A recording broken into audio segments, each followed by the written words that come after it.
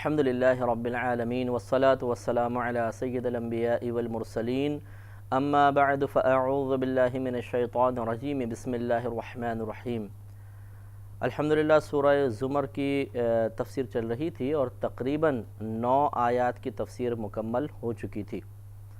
آخری آیت میں اللہ تبارک و تعالیٰ نے آخری حصے میں 9ویں آیت کے آخری حصے میں ارشاد فرمایا قُلْ هَلْ يَسْتَوِي الَّذِينَ يَعْلَمُونَ وَالَّذِينَ لَا يَعْلَمُونَ، آپ فرما دیجئے کہ کیا برابر ہیں وہ جو جانتے ہیں اور وہ جو نہیں جانتے، یعنی صاحب علم اور جہلا، کیا یہ آپس میں برابر ہو سکتے ہیں؟ تو یقینی سی بات ہے یہ برابر نہیں ہو سکتے، ان میں فرق ہوتا ہے۔ اور یہ پوری تفصیل کے ساتھ پچھلے پروگرام میں آپ کی خدمت میں عرض کیا تھا، انما یتذکر اولو الالباب، محض نصیحت تو وہی تسلیم کرتے ہیں، وہی مانتے ہیں جو عقل والے ہیں۔ گویا کہ کسی کی جانب سے درست نصیحت کو قبول کرنے کی توفیق انہی کو حاصل ہوتی ہے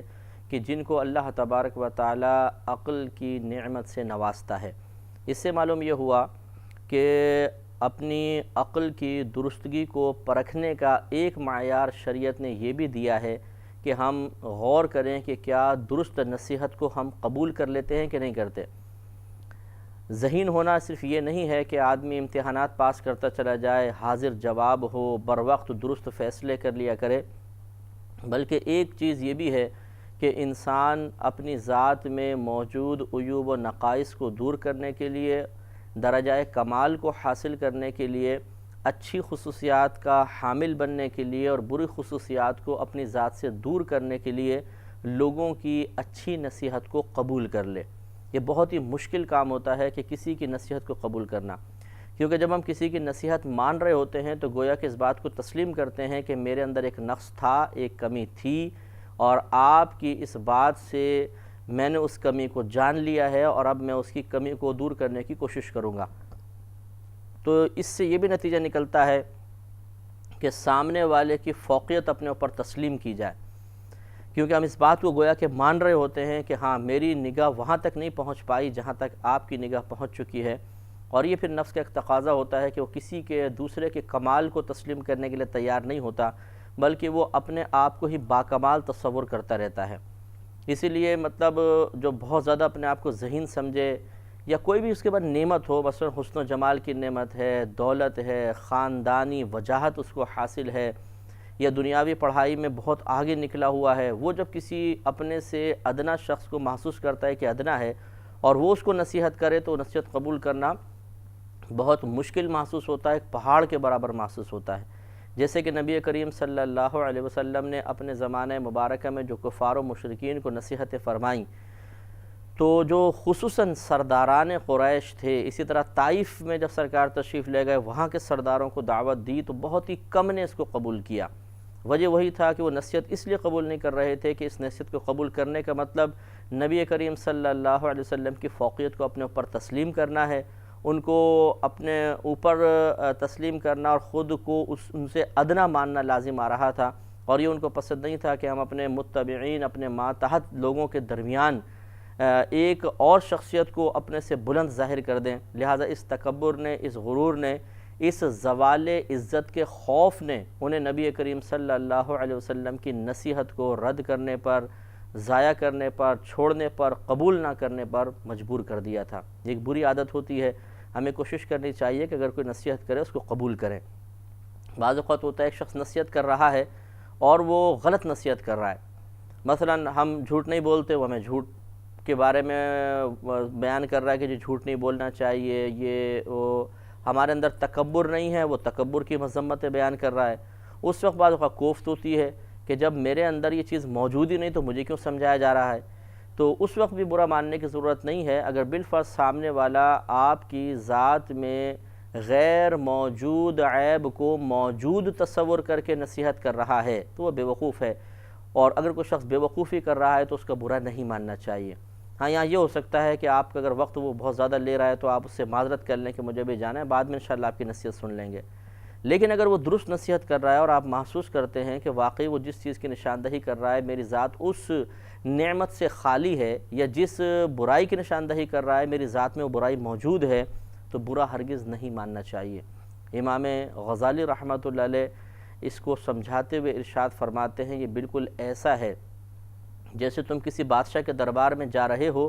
اور کوئی شخص آ کے تمہیں بتائے کہ تمہارے کپڑوں پر پیچھے کیچڑ لگا ہوا ہے، تو یقیناً تم اسے صاف بھی کرو گے اور اس کا شکریہ بھی ادا کرو گے، کیونکہ اگر اسی گندگی کے ساتھ تم بادشاہ کے دربار میں حاضر ہو جاتے تو سزا کے مستحق ہوتے۔ تو بس وہ فرماتے ہیں کہ پھر اگر کوئی تمہیں درست نصیحت کر رہا ہے تو وہ گندگیوں، برائیوں کے عیب اور کسی اچھی خصوصیت کے نہ ہونے کے عیب کو دور کر رہا ہے۔ اگر وہ نہ نصیحت کرتا تو تم اسی طرح ان عیوب کے ساتھ بارگاہ الہی میں حاضر ہو جاتے اور وہاں جا کے شرمندہ ہوتے۔ تو جس طرح بادشاہ کے دربار میں جانے سے پہلے گندگی کی نشاندہی کر دینے کی بنا پر آپ کسی شخص کا شکریہ ادا کریں گے، اسی طریقے سے اگر کوئی تمہاری برائی کی نشاندہی کر دے تو وہ شکر کا مستحق ہے، نہ کہ وہ آپ کی سزا کا مستحق ہو۔ آپ اس پہ طنز کریں، اس سے بے رخی کا اظہار شروع کر دیں، اسے اوائڈ کرنا شروع کر دیں، نظر انداز کرنا شروع کر دیں اور بھری محفل میں اس کو ذلیل کرنے کی کوشش کریں، یہ قطعاً غیر مناسب چیز ہے اور اپنے ایک احسان کرنے والے کے ساتھ غلط معاملہ کرنا ہے۔ آگے ارشاد فرمایا، قُلْ يَا عِبَادِ الَّذِينَ آمَنُوا اتَّقُوا رَبَّكُمْ، آپ فرما دیجئے کہ اے میرے بندو جو ایمان لے آئے اپنے رب سے ڈرو۔ تو اللہ تعالیٰ سے ڈرنا یاد رکھیں یہ فرض ہے، اگر نہیں ڈریں گے تو یہ بعض صورتوں میں کفر تک چلا جاتا ہے۔ پہلے یہ بات یاد رکھیے کہ اللہ سے ڈرنے کا مطلب اس کی ذات سے ڈرنا نہیں ہے، کیونکہ اللہ تبارک و تعالیٰ کی ذات کا تو درست تصور ذہن میں آ ہی نہیں سکتا، درست مراد کامل تصور نہیں آ سکتا، کیونکہ اللہ تبارک و تعالیٰ ہماری عقل کی قید میں نہیں آ سکتا۔ لہٰذا اللہ سے ڈرنے کا مطلب ہے اس کے عذابات سے ڈرنا، اس کی ناراضگی سے ڈرنا، اس کی گرفت سے ڈرنا، اور یہ ہم پر لازم ہے کیونکہ امر ہے قرآن پاک میں بارہا کہ اللہ تبارک و تعالی سے ڈرو۔ لہٰذا اسی لیے فقہاء نے لکھا کہ اگر کسی کو آپ عذاب سے ڈرائیں، جہنم کے عذاب سے، اور کوئی آدمی صراحتاً کہہ دے کہ میں اللہ کے عذاب سے نہیں ڈرتا، تو معاذ اللہ ثم معاذ اللہ گویا کہ وہ اللہ تعالیٰ کے ایک حکم کو صراحتاً واضح طور پر اس کو منع کر رہا ہے، انکار کر رہا ہے، تو یہ چیز کفر تک لے جا سکتی ہے۔ اس لیے بہت احتیاط کرنی چاہیے، اس میں بھی خصوصاً وہ ہمارے مسلمان بھائی اور بہنیں کہ جب انہیں سمجھایا جائے، کسی چیز کی نصیحت کی جائے تو بعض اوقات اتنی ناگوار گزرتی ہے، اتنی بری گزرتی ہے، ان کو بری لگتی ہے اور ناپسندیدہ محسوس ہوتی ہے کہ وہ سامنے والے کو برا بھلا کہنا شروع کر دیتے ہیں، اور جب وہ دوبارہ یہ کہتا ہے کہ دیکھیں آپ میری بات تسلیم نہیں کریں گے تو اللہ تعالیٰ نے عذابات بیان کیے، ہو سکتا ہے اللہ نہ کرے ہم اس میں چلے جائیں اپنی شامت اعمال کی بنا پر، تو وہ جرأت مندانہ انداز سے سامنے والے کو خاموش کروانے کے لیے یہ کہہ دیا کرتے ہیں کہ ارے جی جہنم ہے نا، دیکھی جائے گی، اس میں چلے جائیں گے، ہم نہیں ڈرتے جہنم سے، معاذ اللہ۔ یہ کلمات کفر ہیں، فقہاء نے ان کو کفر لکھا ہے، احتیاط کرنی چاہیے۔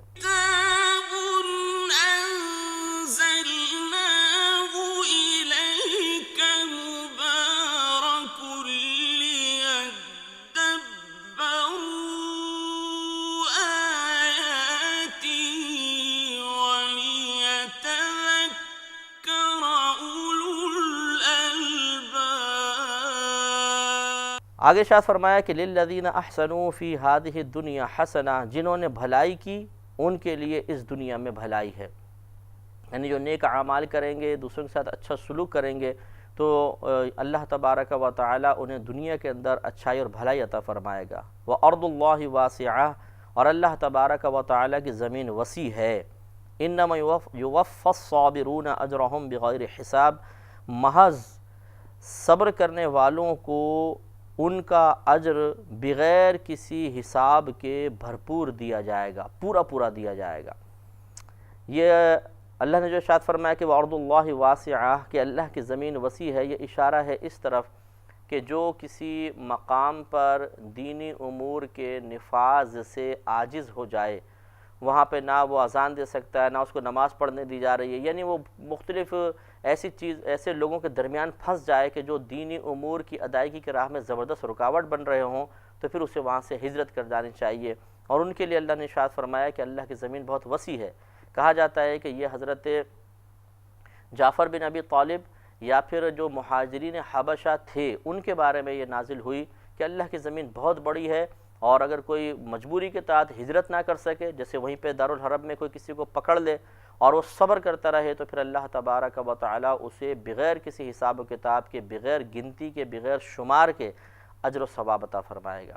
لہٰذا اس سے معلوم ہوا کہ اگر کوئی کسی مقام پر ہے اور وہ اپنے مثلا نماز نہیں پڑھ سکتا، روزہ نہیں رکھ سکتا، اسے گھر والے منع کرتے ہیں یا وہ گناہ کے اوپر اس کو مجبور کرتے ہیں اور وہ عاقل بالغ ہے تو اسے وہاں سے ہجرت کرنا لازم ہو جاتا ہے، اگر نہیں کرے گا تو گناہ گار ہوگا۔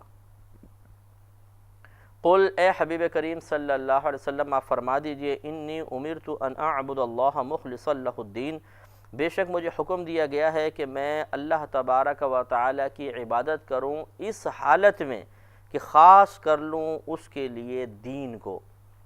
مراد یہ ہے کہ صرف اللہ تبارک و تعالیٰ کی ہی عبادت کروں، ایسا نہیں کہ اللہ کی بھی عبادت کروں اور کسی اور کی بھی معاذ اللہ ثم معاذ اللہ کروں، بلکہ خالص مخلص اپنے دین کو کر کے، یعنی اپنے نظریات کو، اپنے عقائد کو، اپنے اعمال کو صرف اللہ تعالیٰ کی طرف متوجہ کر لوں، اللہ تعالیٰ کو ہی اپنی عبادت کا مرجع بناؤں، یہ مجھے حکم دیا گیا ہے۔ وَأُمِرْتُ لِأَنْ أَكُونَ أَوَّلَ الْمُسْلِمِينَ، اور مجھے حکم دیا گیا ہے کہ میں سب سے پہلے فرما برداری کرنے والوں میں سے ہو جاؤں، کیونکہ سرکار صلی اللہ علیہ وسلم کو اللہ تبارک و تعالیٰ نے سب سے پہلے آپ ہی کا اعلان نبوت کا حکم ہوا تھا۔ لازم سی بات ہے کہ آپ کے زمانے میں آپ سے پہلے کون ایمان لاتا، کہ کوئی ایمان کی نشاندہی کرنے والا نہیں تھا، تو آپ نے سب سے پہلے اعلان فرمایا، اس کے بعد لوگ آپ کے گرد جمع ہوئے۔ قل انی اخاف ان عصیت ربی عذاب یوم عظیم، آپ فرما دیجئے کہ بے شک میں خوف رکھتا ہوں کہ اگر نافرمانی کروں میں اپنے رب کی، تو میں خوف رکھتا ہوں کس چیز کی؟ عذاب یوم عظیم، یوم عظیم کے یعنی قیامت کے عذاب کی۔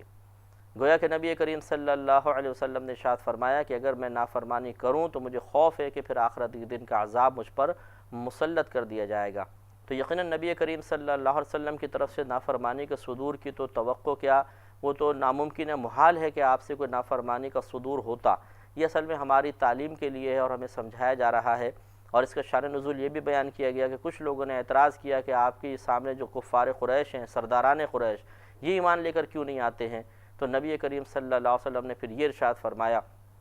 کہ جو نافرمانی کرے گا وہ آخرت کے عذاب میں گرفتار ہوگا، خود میں بھی اس بات کا خوف رکھتا ہوں۔ قل اللہ اعبد مخلصا لہ دینی، آپ فرما دیجئے کہ اللہ تبارک و تعالیٰ کہ میں اللہ تعالیٰ ہی کی ہی عبادت کرتا ہوں، اس حال میں کہ خالص کرتا ہوں اس کے لیے اپنے دین کو۔ وہی مفہوم ہے کہ میں صرف اللہ تبارک و تعالیٰ کے لیے اپنے جسم کو، اپنے اعمال کو، اپنے عقائد، ان تمام کا مرجع اللہ تبارک و تعالیٰ کو بناتا ہوں، کہ اللہ تعالیٰ کے متعلق ہی میں عقیدہ صحیح قائم کرتا ہوں، کسی دوسرے کو معبود نہیں تسلیم کرتا، میرے اعمال جتنے اچھے ہیں وہ اللہ کی رضا کے لیے ہوتے ہیں، میں کسی اور کی رضا کے لیے نہیں کرتا، اس طرح خالص ہو کے میں اللہ تعالیٰ کی عبادت کرتا ہوں۔ لہٰذا آگے ارشاد فرمایا فَاعْبُدُوا مَا شِئْتُم مِّن دُونِهِ، تو تم عبادت کرو ما شئتم، جس کی تم چاہو، من دونہ، اللہ کے علاوہ۔ یہ مطلب نہیں ہے کہ یہاں اجازت دی جا رہی ہے معاذ اللہ، بلکہ نبی کریم صلی اللہ علیہ وسلم سے وہی جسے ابھی پیچھے آپ کو عرض کیا کہ آپ سے یہ عرض کیا گیا کہ آپ کے جو بڑے بڑے کفاران قریش، سرداران قریش یہ ایمان لے کر کیوں نہیں آتے؟ تو پھر آپ نے ارشاد فرمایا کہ میں تو اپنے اللہ کے لیے اپنے دین کو مخلص کیے ہوئے ہوں، اگر یہ لوگ میری بات نہیں مانتے تو مرضی ہے، پھر تمہاری مرضی، تم جس کی مرضی عبادت کرو۔ تو اس کا مطلب ہرگز یہ نہیں ہے کہ انہیں غیر اللہ کی عبادت کرنے کی اجازت دی جا رہی ہے، بلکہ یہ دھمکی کے طور پر ہے، ڈانٹ ڈپٹ کے طور پر ہے، اظہار بیزاریت کے لیے ہے۔ جیسے باپ بار بار جب اپنے بیٹے کو سمجھا کے تھک جائے تو آخر میں کہتا ہے اچھا بھائی جا، جو مرضی تم کرو۔ تو اس کا مطلب یہ نہیں ہے کہ باپ اس کے جو مرضی کرنے سے راضی ہو چکا ہے، بلکہ باپ اظہار بیزاریت کرتا ہے کہ جاؤ، مجھے تم سے کوئی تعلق نہیں، تم کوئی برائی کرنا چاہتے ہو تو کرو، اب میں تمہیں نہیں سمجھاؤں گا۔ تو نبی کریم صلی اللہ علیہ وسلم کے کہنے کا مطلب بھی یہ ہے کہ ان کو بار بار سمجھایا گیا، اگر نہیں تسلیم کرتے تو پھر ان کی مرضی، جس کی مرضی عبادت کریں، ہمارا کام تھا سمجھانا۔ انبیاء علیہ السلام کا کام ہوتا ہے اراءۃ الطریق، یعنی راستے کو دکھانا، تو آپ نے راستہ دکھایا، وہ تسلیم نہیں کرتے تو ان کا قصور ہے۔ لیکن آگے مزید ارشاد فرما دیا، اور اس سے ہی آپ یہ غور کر لیجئے گا اگلی آیات سے کہ یہاں پر معاذ اللہ غیر اللہ کی عبادت کی اجازت نہیں دی جا رہی، بلکہ اظہار بیزاریت، دھمکی، توبیخ وغیرہ مقصود ہے۔ لہذا ارشاد فرمایا قل ان الخاسرین الذین خسروا انفسهم واہلیہم یوم القیامہ،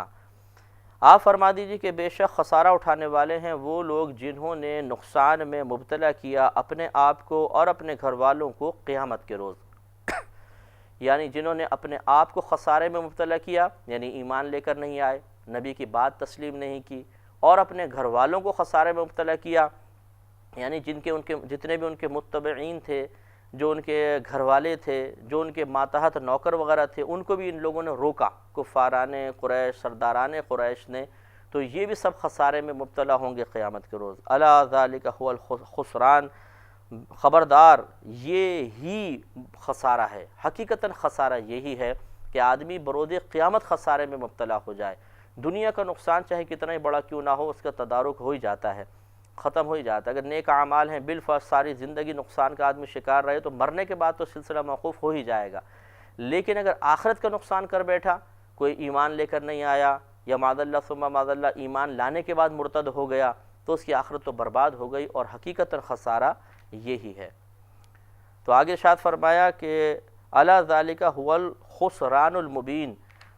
خبردار ہاں یہ ہی واضح خسارہ ہے، بالکل واضح۔ لہم من فوقہم ظلل من النار، ان کے اوپر آگ کے پہاڑ ہیں، ومن تحتہم ظلل، اور ان کے نیچے بھی آگ کے پہاڑ ہیں، یعنی جب ان کو جہنم میں ڈال دیا جائے گا بروز قیامت، دنیا میں اخروی خسارہ مول لینے کی بنا پر اللہ تعالیٰ ناراض ہو کے ان کو جہنم میں ڈال دے گا، تو ان کے اوپر بھی آگ کے پہاڑ ہوں گے۔ پہاڑ سے مراد وہ جیسے ہمارے یہاں پہاڑ ہے ویسے نہیں، مثلا بہت مطلب ہے کہ بہت زیادہ آگ ہوگی، جیسے پہاڑوں کے برابر آگ، اسی طرح نیچے بھی آگ ہوگی اور اندر آدمی بھن رہا ہوگا، جل رہا ہوگا۔ ذالک یخفف اللہ بہ عبادہ، اس سے اللہ تبارک و تعالیٰ اپنے بندوں کو ڈراتا ہے۔ یا عباد فاتقون، اے میرے بندو تم مجھ سے ڈرو۔ تو اس طرح اللہ تبارک و تعالیٰ نصیحتیں کر کے اور اس طرح آخرت کے عذابات بیان کر کے اپنے بندوں کو ڈراتا ہے، لہذا اللہ نے فرمایا اے بندو تم مجھ سے ڈرو۔ معلوم یہ ہوا کہ عذابات کے بیان سے مقصود ہی یہ ہے کہ سامنے والے کے دل میں خوف پیدا کرنا۔ اب ہمارے مسلمانوں کا عالم یہ ہے کہ ہم چاہے کچھ بھی گناہ کرتے رہیں، فراڈ کریں، رشوت، سود، جھوٹ بولیں، دھوکہ دہی کریں، دوسرے کی ٹانگیں کھینچیں، کچھ بھی کرتے رہیں، ہمیں عذاب مت سنائیے، ہمیں پھر بھی جنت کی بشارتیں دیجیے۔ لہٰذا اگر کوئی ہمارے سامنے جہنم کی وعیدیں بیان کرنے لگ جائے تو غصہ آنا شروع ہو جاتا ہے، ایک دم بلڈ پریشر ہائی ہو جاتا ہے، ہمیں کیوں سنا رہے ہو جہنم کی وعیدیں، ہم کہاں جہنم میں جائیں گے، ہم نے کیا کیا ہے کہ ہم جہنم میں جائیں گے۔ یعنی آدمی اپنے بارے میں اتنا خوش فہمی کا شکار ہوتا ہے کہ ہر قسم کے غلط کام کرنے کے باوجود یہ سمجھتا ہے کہ بس میں سیدھا جنت میں جاؤں گا۔ اللہ تعالیٰ سے دعا ہے کہ رب کریم ہم سب کو احتیاط کرنے کی توفیق عطا فرمائے، جہنم سے ڈرنے کی توفیق عطا فرمائے۔ وآخر دعوانا ان الحمد للہ رب العالمین۔